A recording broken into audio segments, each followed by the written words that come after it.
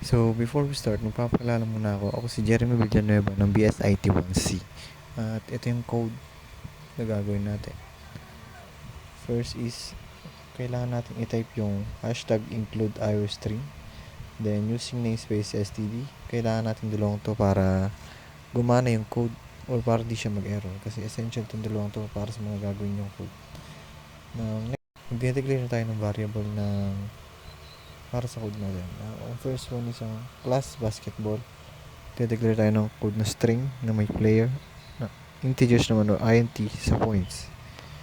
Na next thing is public.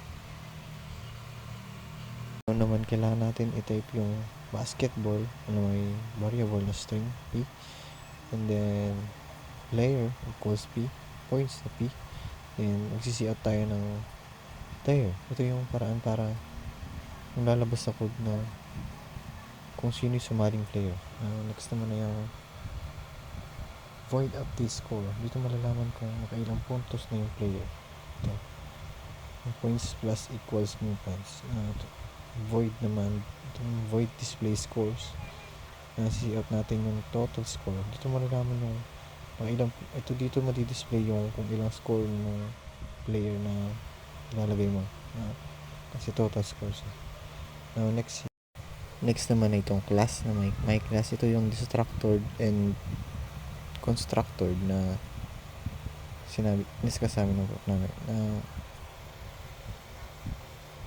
The first thing na kailangan mo yung type ay yung my class na mag-see-out ka ng constructor code. Lalabas to pa mamaya pag nag-run na tayo. Now, next naman itong my class na may see-out na destructor code and cleans up the data. Ito yun. Tapos na yun, mag-declare tayo ng isang variable na int o integers na may integers main. Ang my class object again, see out ng backslash kung para may space yung lalagyan natin ng code. Bas, ito naman, pipili naman tayo ng sino gusto natin player na ilagay. Sa basketball player 1 natin ay si Jordan. Next is player 2 natin ay si LeBron James. Player 1 score natin ay update score natin ay Jordan ay may 6 points and si LeBron naman ay may 5 points, pero hindi yun lalabas mamaya kasi mamaya basta explain ko mamaya. Now next naman yung player display score, player 2 display score, wala parang itong dalawang to lang naman. See out the greatest of all time para yan. Then magra-run na tayo yun.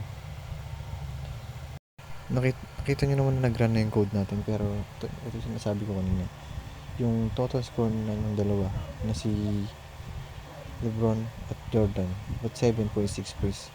Ito yung nakalagay kasi nag-una tayo sa 1 point hindi sa 0 point, kaya parang nag-add ng 1 point yung puntos ng dalawa kasi nagsimula tayo sa 1 point, meron silang matik na 1 point silang dalawa, kaya 7 points and 6 points. Diba 6 points lang yun nilagay ko kay Jordan at 5 points naman kay LeBron, kaya ito yung lumabas. Nandun na natin tatapusin yung video na to, and thank you guys. Love you all.